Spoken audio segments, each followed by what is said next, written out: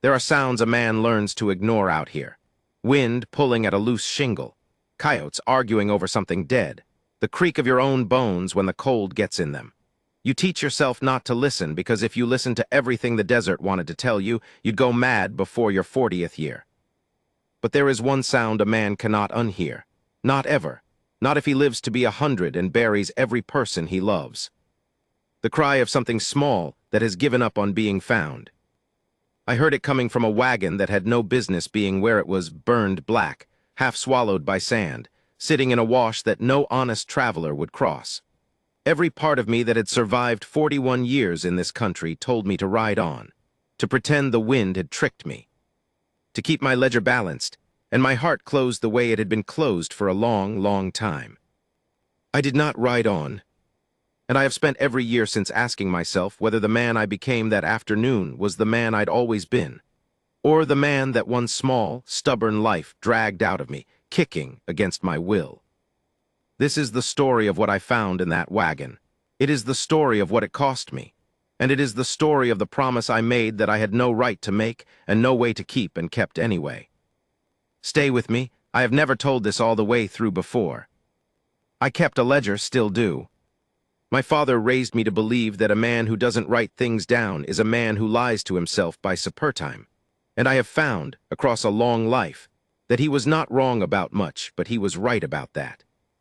So on the afternoon this all began, my ledger for that day read like this. Sold 4 head to collate at the Fork. $2 a head less than they're worth on account of his cousin dying and me not wanting to argue with a grieving man. Mended the north gate. Sky yellow-gray by noon. Wind out of the southwest, ill-tempered. I remember the exact words because I have that page still in a tin box, and I have looked at it more times than I would admit to a stranger. What the ledger did not say, because I had not yet lived it, was that I would end the day carrying something in my arms that would rearrange the whole architecture of my remaining years. My name is Elias Ward. In the spring of that year, I ran 300 and some head on a stretch of hardpan and greasewood a day and a half south of the town they were then calling Redemption, though there was nothing much to redeem in it besides a saloon and a Baptist who hated the saloon. I ran the place alone. I want to be plain about that because people who hear this story later always assume there was a wife, a woman softening me at the edges, and there was not. There had been. That is a different ledger, and I keep it closed. I was riding the low wash back from Collates because it cut 2 miles off the ride home, and I was tired and the light was going strange. There's a color the sky turns before a dust storm out there, a bruised yellow like the whole bowl of the world has been kicked. The horse didn't like it. Roan Gelding named Buttons, my niece named him before she moved east, and I never had the heart to call a grown horse anything so foolish, so I mostly just called him you. You didn't like the light either that day. You kept sidling. That's when I heard it. I will tell you honestly, my first thought was a rabbit. A jackrabbit in a snare makes a sound so much like a human infant that men have gone gray hunting for a baby that was never there. So I told myself rabbit, and I kept riding and Buttons kept sidling and the sound came again, and it was not a rabbit. A rabbit stops. This didn't stop. It rose and fell and rose again with a rhythm to it, a terrible patience, the sound of something that has been crying for so long it has forgotten it is crying, the way a wheel keeps turning after the mule's been unhitched. I reined up. Down the wash, maybe 100 yards, sat a wagon, or what a wagon becomes after fire and time have had their conversation with it. The canvas was gone. The ribs of it stood up black against the yellow sky like the burnt rib cage of some animal too big to name. One wheel had collapsed and the whole thing leaned, drunk, into the sand. Nobody had driven it there. It had been driven somewhere else and dragged here, or it had died here slow. Either way, it had the look of a thing that had been sitting a good while, which meant whatever was crying inside it had been crying a good while too, and that arithmetic did something cold to my stomach. I want to be truthful about the next part, because it is the part I am least proud of. I sat there on that horse and I did the math a hard man does. I thought, that's an Apache wagon. I could tell by the load frame, by the way the axle was rigged, by 100 small things a man learns without knowing he's learned them. And in that country in that year, an Apache wagon burned and dragged into a wash was not a mystery. It was a message. Somebody, soldiers, or the men who did the work soldiers didn't want their names on, had done a thing there, and whoever cried in that wagon was the leftover of it, and a wise man does not touch the leftovers of that kind of thing. A wise man does not want to be the second white man seen near that wagon, in case the first white men come back to finish being thorough. I thought all of that in about the time it takes to read it. And then I thought about my ledger, about the clean columns of it, the pride I took in owing no man and being owed by none, in wanting nothing and needing nothing, in the great grim balance I had made of my life after the woman in the closed ledger went into the ground. And the sound came again. I have tried over the years to make it a nobler thing than it was, to say that compassion moved me or God or the memory of some tenderness. The truth is smaller and stranger. The truth is that I could not make the columns balance. There was a debit in that wash, a cost, sitting out there in the sand, and every instinct I had for keeping the world square told me a debt like that does not just disappear because you rode past it. Somebody pays. And some ugly, stubborn accountant in the back of my skull decided it would be easier to pay it now than to carry it. So I got down off the horse. The wind was picking up. Sand snaked along the ground in low, bright ribbons and got in my teeth. I walked down that wash with my hand not quite on my pistol, because a man who walks toward a burned wagon with his hand on his gun is telling the wagon he expects trouble, and I did not want to find out I was right. Up close it was worse. Up close I could smell it, old smoke gone into the wood so deep it would never leave, and under that faint, something I knew and did not want to know. I have buried enough animals to know that smell. There had been a death here, more than one, I thought. The sand near the front of the wagon had a darkness to it that the wind was slowly, decently trying to bury. The crying was coming from under the collapsed side, where the wagon leaned into the earth and made a kind of pocket, a shadow, a den. I got down on my knees. My knees were not young even then, and the ground was hard, and I remember being irritated at my own knees, which is the sort of small, stupid thing a mind reaches for when it doesn't want to look at the big thing in front of it. I looked into the shadow. Two eyes looked back. I have thought about those eyes for the rest of my natural life, and I still cannot describe them to my own satisfaction. A child. A girl I would learn, though right then she was just a pair of eyes and a small dark shape wedged back into the deepest part of that shadow, back where a grown man could not easily reach, back where a child crawls when a child has learned that the open world is the thing that hurts you. She had stopped crying the instant she saw me. That was the worst of it. She hadn't stopped because she was comforted. She'd stopped the way a hunted thing stops, holding its breath, hoping the big shape will lose interest and go. She was maybe 3 years old, maybe 4, she was too thin to guess by size. Her face was streaked pale through the dirt where the tears had run so long they'd cut channels. There was a burn healing badly on her forearm. And she was holding, clutching with both hands, with the whole force of her small body, a doll made of a corn husk and a twist of red cloth, the kind of thing a mother's hands make on a winter night. And I knew without being told that whoever had folded that cloth and tied that husk was in the dark sand outside, and that this child had been holding the last work of her mother's hands for however many days she had been alone under this wagon. "Hey now," I said. It was the stupidest thing a man ever said, and I said it anyway. My voice came out wrong, cracked, unused. I lived alone. I want to remind you, I could go a week without speaking and often did. "Hey now," I said again, softer, and I stopped reaching, because she had pressed herself so far back that her shoulders were shaking, and I understood I was the shape she was afraid of. I was the world coming to hurt her. So I did a thing I did not plan. I sat down. I sat down in the sand outside that shadow in the rising wind, and I took off my hat because a hat makes a man look bigger, and I set it beside me, and I did not reach for her, and I did not talk much, and I waited. I am not a patient man by nature. My ledger is full of the evidence of my impatience. Deals I rushed. Fences I built twice because I built them wrong the first time in a hurry. But I sat in that sand and I waited because I had understood one thing all the way down. If I grabbed her, she would fight me, and she would win the only way a cornered thing can win, which is by making you into the monster she already believes you are. And I could not stand to be that. Not to her. Not that day. The sun went lower. The storm held off, though the wind kept up its complaining. And I sat, and after a while, a long while, longer than I'd have believed I had the patience for, I started to hum. I don't know why I hummed. I am not a musical man. But it was the only thing my mother ever did that stayed with me. A tuneless low hum she'd make doing the wash, and it came up out of me like water from a pump that hadn't been worked in years, rusty at first, then flowing. I hummed and I looked at the horizon and not at her, because being looked at is a kind of pressure, and I gave her the gift of not being watched. And after the longest time, I felt something touch my sleeve. She had crawled forward, not into the open, she was still half in the shadow, still ready to bolt, but she had reached out one filthy small hand and touched the cuff of my sleeve, the way you touch a stove to find out if it's hot. I did not move. I kept humming. She touched my sleeve again, then she took a fistful of it. And then, in a movement so fast and so complete that it undid something in my chest that had been knotted shut for years, she came out of the shadow and into my lap and pressed her face against my coat and began, again, to cry, but different now, the crying of a thing that has decided, against all its own hard-won wisdom, to be found. I sat in the sand and held an Apache child I had never seen before and would have been warned by every sensible man I knew to leave where she lay.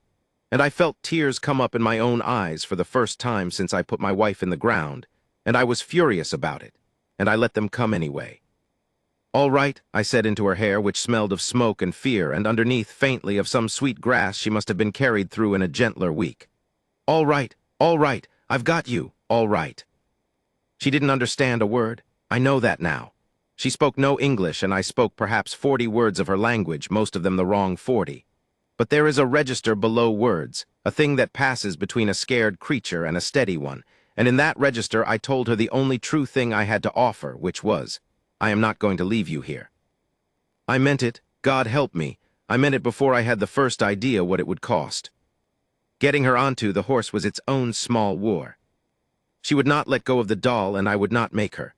So I had to figure the geometry of a man and a terrified child and a red-cloth doll and a nervous gelding all at once, in a rising wind, with the light nearly gone. I ended up carrying her against my chest inside my coat with her legs around me like a burr, and me leading Buttons on foot rather than risk mounting with her. And so we walked, the three of us, out of that wash and up onto the flat, and I did not look back at the dark patch of sand, and I did not let her look either. I made camp early that night. I would normally have pushed on for home, but she was in no condition, and neither, I found, was I. I built a small fire in the lee of a rock, and I got her to take water, a little at a time, from my cupped hand because she wouldn't touch the canteen. And I got a strip of jerky soft in the water and coaxed her to eat it. And she ate like a starved dog eats, fast, watching me, ready to defend it. She would not sleep away from me. Every time I set her down she woke and reached. So I lay against the rock with her on my chest, and the doll wedged between us and my coat over us both, and I looked up at the stars, which out there are a thing that makes a man feel his own smallness, and I did the sum. I could not keep her. I knew that with the clear, cold part of my mind. A single man, a white rancher, could not raise an Apache child alone in that country in that year. The town would not stand for it. The army might take an interest. And worse, far worse, there were men who would see her not as a child, but as a debt of their own, an unfinished piece of that day's ugly work. I could not keep her safe by keeping her. But I could not give her back to nothing, either. Whatever family she'd had was in the sand behind us, or scattered to the reservation lands, or dead on some trail. She had no back to go to. That was the trap of it, the thing that sat on my chest heavier than her small, sleeping weight. There was no right answer. There was no column where this balanced. Whatever I did, someone in this arithmetic paid, and I was terribly afraid it would be her. I lay awake most of that night doing sums that would not add. And near dawn, when the fire was down to coals and she was breathing slow against me, one small hand fisted in my shirt even in sleep, I gave up on the arithmetic entirely, which was a thing I had never once done in my life. I decided I would just do the next right thing, and then the next one, and see how far a man could get that way. I did not know it then, but that decision, that surrender of the ledger, was the beginning of the only part of my life I would not trade back. There was a woman I would have to go and see. A woman I had spent 11 years avoiding, for reasons the closed ledger holds. She lived near the mission at San Isidro, and she was the only person in 100 miles I trusted to help me, and the only person in 100 miles I did not want to face. And I lay there in the cold coming dawn and understood that by tomorrow night I would have to face her, because the child on my chest left me no other road. She stirred, her eyes came open in the gray light, those eyes, and she looked up at me. And for one moment there was the old terror in them, the where am I, who is this, and I held very still and let her remember. And she remembered, and she did not cry. She just looked at me, this stranger, this hard old rancher, and then she tucked her head back down against my collarbone and closed her eyes again and trusted me with her sleep. I have owned land. I have owned cattle and horses and the respect of hard men. I have never in my life owned anything that frightened me the way that small trust frightened me, sitting warm and impossible against my chest, while the sun came up on a country that did not have one safe place in it for the two of us to stand. I got up careful so as not to wake her. I built the fire back, and I took out my ledger and I turned to a clean page, and I sat for a long time with the pencil not moving, because for the first time in 20 years I did not have the words for what the day had been.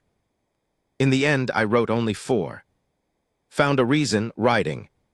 Then I put the ledger away, and I saddled the horse, and I woke her gentle, and we turned west toward San Isidro, and the woman I owed, and the long, hard question of what a man is supposed to do when the world hands him a life and no lawful way to save it. She held the doll the whole way. She never once let go of my sleeve. The mission at San Isidro sat in a fold of hills where a spring came up out of the rock, and because there was water there was everything else. A chapel with a cracked bell, a scatter of adobe houses, a few crooked fields, and the smell of green things growing that a man from the hardpan finds almost unbearable in its kindness. I had not been there in 11 years. I had ridden the long way around it more times than I could count, adding miles to journeys just so I would not have to see that cracked bell against the sky. The woman I had come to see was named Rosa Delgado, and she was my dead wife's sister. I should say the thing plainly since I have circled it long enough. My wife's name was Teresa. She died in the winter of a birth that went wrong, and the child died with her, a boy, and I put them in one grave because the ground was frozen and I could not bear to dig two, and I have told myself every year since that this was practicality and not cowardice, and every year I have believed it a little less. Rosa was there. Rosa had ridden through a blizzard with the midwife's bag her mother left her, and she had done everything a human being with 2 hands can do, and it had not been enough, and I, being the kind of man I have already confessed to being, could not afterward look at Rosa's face without seeing Teresa's, and so I simply stopped. I stopped writing. I stopped coming. I let 11 years of silence do the work that grief was too proud to do out loud. And now I was riding into her valley with an Apache child asleep against my chest. Because Rosa Delgado was the only person alive I trusted to know what to do, and God has a sense of humor about the doors he makes you knock on. The girl had come partway back to herself over the day and a half of writing. She had a name now, or I had made one up for the interim because a child needs to be called something, and the only word she'd said that I could catch was a soft Shah, which might have been her name or might have been the word for the sun or might have been nothing, so I called her Shah and she did not object. She had started to point at things, a hawk, a lizard. She'd point and look at me and I'd say the English word, and she'd look at me like the English word was a foolish and unlikely arrangement of sounds, which, to be fair, it is. Once she laughed. Just once, at a jackrabbit that spooked and ran into a bush, and the sound of that laugh went through me like whiskey, warm all the way down, and I had to look away at the hills for a minute. She still held the doll. She still slept with a fist in my shirt. We came down into San Isidro in the gold end of the afternoon, and the first person to see us was a boy of about 10 hauling water, who took one look at the pair of us, a grim white rider and an Apache child, and dropped his bucket and ran, which told me the news would reach Rosa before I did. So I did not hurry. I let Buttons pick his way down the track, and I rehearsed the words I would say, and I discarded them, because there are no words that make 11 years of silence into anything but what it is. She was standing in the doorway of her house when I rode up. She had gray in her hair now that had not been there. She was drying her hands on a cloth, slow, and she looked at me the way you look at whether you have been expecting for a long time and dreading anyway. And then her eyes went to the child inside my coat, and everything in her face changed, and I watched the sister I had abandoned set down 11 years of my sins in about 2 seconds because there was a hurt child in front of her, and that was simply larger than I was. Elias, she said, that was all. My name in her mouth after all that time, it nearly took my legs. Rosa, my voice did the cracked thing again. I found her in a wash south of Redemption. Her people are... I stopped. Shah was awake now, gone rigid against me, staring at Rosa with the whole of her small terror. Her people are gone, I said. I couldn't leave her. Rosa came down off the step. She did not rush. She had a way of moving toward a frightened thing that I would later learn was the most skillful thing I ever watched a person do. She came at an angle, never straight on, her eyes soft and low, her hands open and down, and she began to talk in a low murmur, and here is the thing that broke me right there in the saddle. She was talking in Apache. Not much. A few words badly, the way I had a few words. But she had some learned God knew where across a hard border life, and the child heard her own tongue come out of this gray-haired stranger, and something in her face cracked open, hope and grief at once. That terrible combination that only the very young and the very old wear plainly. "Badgie," Rosa said softly, or something like it, and reached up, and Shah, after a long, trembling moment, after looking back at me once as if for permission, which undid me all over again, let herself be lifted down into Rosa's arms. I sat on the horse and watched a woman I had wronged take the weight I had been carrying, and I did not know if what I felt was relief or the beginning of a new and worse kind of loss. Rosa fed us. Of course she fed us, that was never in question. She had beans and fresh tortillas and a stew with real onions in it, and she got more food into that child in one evening than I'd managed in a day and a half, because she knew things I did not. She knew to let Shah feed herself, to make no move toward her plate, to set a second small portion nearby, as if by accident so the child would understand there was more, that scarcity was over, that this was a house where a child did not have to defend her food from the hand that gave it. I sat in the corner and watched and felt like a bull in a chapel. When Shah finally slept in a real bed, Rosa's own bed, with the doll tucked in beside her and Rosa having somehow, gently, gotten the filth washed off her without a fight. The two of us sat outside in the blue dark with the door open so Rosa could hear, and we did the talking we had put off for 11 years, and we did it fast and low, the way you talk when there's a wounded thing sleeping in the next room and a bigger trouble coming.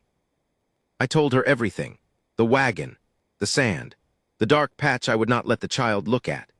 And Rosa, who had lived on that border all her life and knew exactly what a burned Apache wagon in a wash meant, listened without a flicker, and when I was done she was quiet a while, and then she told me the thing I had ridden all this way not wanting to hear. "You can't keep her, Ilias." "I know it." "You truly know it?" She turned and looked at me hard. "Because you have the look of a man who has decided something in his chest that his head hasn't agreed to. I have seen that look. I saw it on you the winter Teresa." She stopped herself. "Set it down. You can't keep her. A white man alone with an Apache child, the first patrol that rides through takes her from you and puts her in a school back east where they cut her hair and beat the language out of her mouth, and that if you're lucky. If you're not lucky, the men who burned that wagon here, there's a survivor, and they come to be thorough, and they don't much care who's standing next to her when they arrive." "I'd stand next to her anyway," I said, and I heard how much I meant it, and so did she. "I know you would." Her voice went soft and sad. "That's what frightens me." We sat with that. "There's a woman," Rosa said finally. "Chiricahua, married a freighter, lives north near Kenyatta. She takes in the children, the ones like this, the leftover ones, there are more of them than you'd want to know, and she gets them north over the line to family on the other side. Real family, aunts, grandmothers, cousins. She has ways I don't ask about." Rosa looked at me. "Shah might have people Ilias somewhere. This woman would know how to find out. It's the one road where the child ends up among her own, safe, whole, speaking her own tongue, remembering who she is." And there it was, the sum I could not make balancing, but not in my favor. There was a right answer after all, and the right answer was that the best thing for Shah was to be taken away from the one person on earth she had chosen to trust, and handed to strangers and carried north, and given a life I would have no part in and would never hear the end of. The right answer was to give her up completely, to strangers forever, on nothing but Rosa's word and the desperate hope that somewhere north of a line on a map, there was a grandmother who would know this child's true name. I did not answer for a long time. "How long," I said at last, "before this woman comes through?" "She comes to San Isidro at the new moon, for the trading." Rosa did the arithmetic I did not want done. 9 days. 9 days. "She could stay with me till then," I heard myself say, and I hated the pleading in it. "The child, she could, she knows me. She'd be less frightened with the change coming if I—" "Ilias," Rosa put her hand on my arm, first time she'd touched me in 11 years. "She should stay here with me, so she gets used to being cared for by someone who isn't leaving, so that when the leaving comes it isn't you leaving. Do you understand what I'm asking you to do?" I did. She was asking me to spend 9 days making myself smaller in that child's life on purpose, to let Rosa become the safe one. to step back deliberately, day by day, so that the wrench of losing me would be a smaller wrench, so the child would suffer less by loving me less. She was asking me to give Shah the greatest gift a person can give a frightened creature, which is to not be needed by it, and it was going to cost me more than anything had cost me since the frozen ground. "That's a hell of a thing to ask a man," I said. "I know exactly what it is," Rosa said. "I lost a sister, and then I lost a brother-in-law who couldn't look at me, and I've had 11 years to learn what it costs to do the loving thing instead of the wanting thing." She wasn't cruel about it. That was the worst part. There was no accusation in her voice, only a terrible, gentle knowing. "You did the wanting thing, Elias, when Teresa died. You wanted not to hurt, so you rode the long way around me for 11 years. Don't do the wanting thing with this child. She can't afford it." I sat in the dark and took that, all of it, and did not defend myself, because there was no defense, and because a man who has just been handed back a fragment of a family he threw away does not get to argue with the person handing it to him. "9 days, I said. 9 days, Rosa said. "Stay, sleep in the barn like a Christmas story. Help me with the roof, it leaks. Let her see you every day and let her see every day that I'm the one who's here.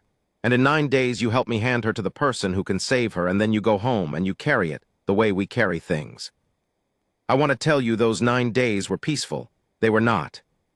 They were the hardest 9 days of my life and among the most beautiful. And I have never been able to hold both of those facts in my 2 hands at once without them spilling. Shah thrived. That's the thing I keep coming back to. Given 3 days of Rosa's steady hands and real food and the sound of a language close enough to her own to soothe her, that child came back to life like the desert after rain. All at once, extravagant, more than the ground seemed able to hold. She laughed more. She started to talk, a stream of her own tongue that Rosa caught maybe a third of and I caught none of. And Rosa would light up at some word and say she's telling me about a river, I think. She had a river. And I would sit on the woodpile and mend a harness I had already mended just to be near it, and ache. And I did the thing Rosa asked. I made myself smaller. Every day I stepped back a little. When Shah ran, she ran to Rosa now, and I made myself glad of it, and the gladness was real, and the grief underneath it was real too. And I learned in those 9 days that a man can hold real gladness and real grief in the same breath, and that this, maybe, is just what love is when it's grown all the way up. On the 6th day, the trouble I'd been half expecting came riding down the track. 2 men. Not army worse in a way, the loose deputized kind, the kind who did the work the army wanted done and kept no records of it. They were asking after a stray Apache brat, their words, said to have been carried west from the redemption country by a man on a roan. Somebody at the fork had talked. Collate maybe, not meaning harm, just talking. I met them in the road before they reached the house. I want to be careful here about what I say happened, because some of it I have never told, and one of the men in that road did not ride away, and I have made my peace with God about it in my own way, and it is between us. What I will tell you is that Rosa had the child hidden in the root cellar under the floor before those men were off their horses, and that I stood in the road and lied with a steadiness that surprised me, and that when lying stopped being enough I did the next thing, and the desert kept it the way the desert keeps things. And by the 7th morning, there was one man riding hard south to be nowhere near San Isidro, carrying a story about a crazy rancher he'd rather not repeat. And a second horse that came to no harm, and that we turned loose past the hills. I put nothing in my ledger about that day. Some columns a man keeps in a different book. But I understood, sitting up that whole 7th night with my pistol across my knees in Rosa's doorway while the child slept safe under the floor she didn't know she'd been hidden beneath, that Rosa had been right about all of it. I could not keep her. Not because I didn't love her, but because loving her out loud in that country was the surest way to get her killed. The men would keep coming. There would always be one more. The only way to save Shah was to make it so that no one could find her. And the only way to do that was to send her somewhere I could never follow, and never write to, and never know the end of. The new moon was 2 days off. I sat in the doorway with the gun on my knees, and I looked at the strip of dark where the door didn't quite shut, and I did the last of my arithmetic, and for once, for the first and last time in a life, spent balancing columns. The numbers and the right thing and the loving thing all came out to the same terrible answer, and I understood I was going to be able to do it, and that being able to do it was going to break something in me that would not mend. 2 more days. She had started that week to call me a word. Rosa wouldn't tell me what it meant at first. On the 8th day, I made her tell me. It meant grandfather. I went out to the barn after that, and I sat in the straw in the dark for a long while. And I will not tell you what I did out there, except that it was the first time since the frozen ground, and it was not the last. 2 days. And then the woman from the north would come with the trading, and I would hand this child the length of everything I had left to give her, and let her go. The woman from the north came on the afternoon before the new moon, ahead of the trading, the way careful people arrive early to a thing they mean to leave quickly. Her name was Nashani, and I will tell you what she looked like because I looked at her a long time, trying to hand my trust to a stranger the way I'd asked Shah to hand hers to me. She was maybe 50. She had a face the border had worked on, weathered and still, and eyes that missed nothing and gave nothing away, and she rode a mule with a second mule on a lead, and there were, I noticed, 2 other small dark shapes riding double behind a younger woman who came with her, other children, other leftovers, other wagons, and other washes. She did this all the time. That was the thing that steadied me finally. This was not a favor to Rosa or a mercy done once. This was a woman who had made herself into a road, a living road north, and had walked it so many times that the walking had worn her down to something quiet and unbreakable. Rosa did the talking. They spoke together low and long, Rosa's bad Apache and the woman's careful Spanish meeting somewhere in the middle, and I stood back by the barn and watched Nashani's eyes go to Shah, who was in the yard chasing one of Rosa's hens with the pure joyful cruelty of a child who has remembered how to be a child. I watched the woman watch her. I watched something soften and something else go sad in that unbreakable face, and I understood she was doing her own arithmetic, the arithmetic of a person who has carried 100 of these children and knows exactly how much this one will cost the man standing by the barn. She came over to me. Rosa came with her to translate. Nashani looked at me a long moment. Then she said something, and Rosa said, "She wants to know how you found her." I told it. The wash, the wagon, the humming, the small hand on my sleeve. Rosa passed it across in pieces, and when I got to the doll, to the corn husk and the twist of red cloth, to the child holding the last work of her mother's hands, Nashani stopped me with a lifted hand and asked Rosa something sharp, and Rosa's breath caught, and she turned to me with her eyes gone bright. "The cloth," Rosa said. "The red cloth on the doll, she says the weave, the way it's dyed. She knows it. It's from a band that trades north of the line. She thinks Elia's, she thinks she might know where this child's people are. She thinks Shah might have a grandmother living." I had prepared myself for many things. I had not prepared myself for hope, and hope came in under my ribs like a blade, because hope meant the story was true, meant that letting her go was not casting her into the dark, but sending her home. And I found that being right about the hardest decision of my life did not make it 1 degree easier to carry out. It made it worse, because now I could not even keep the small, selfish comfort of doubt. Now I knew, for certain, that the loving thing and the losing thing were the same thing, and I would have to do it with my whole heart and no excuse. "Ask her," I said, and my voice was steadier than I had any right to. "Ask her if the child will be—" I stopped, started over. "Ask her if she'll be loved." Rosa asked it. Nashani looked at me for what felt like a year. And then, in careful, deliberate Spanish, slow enough that even I could catch most of it, she answered me directly, not through Rosa, because she understood I needed to receive it straight from the source. She said she will be loved, she will be sung to, she will grow up knowing the names of her dead and the sound of her river. She will not remember you. And then she paused and added the thing that I have kept in the tin box of my heart ever since. "But you will have made it so there is someone left to not remember you. That is not nothing, Viejo. That is the whole of it." I had to turn and look at the hills for a while. We had 1 night left.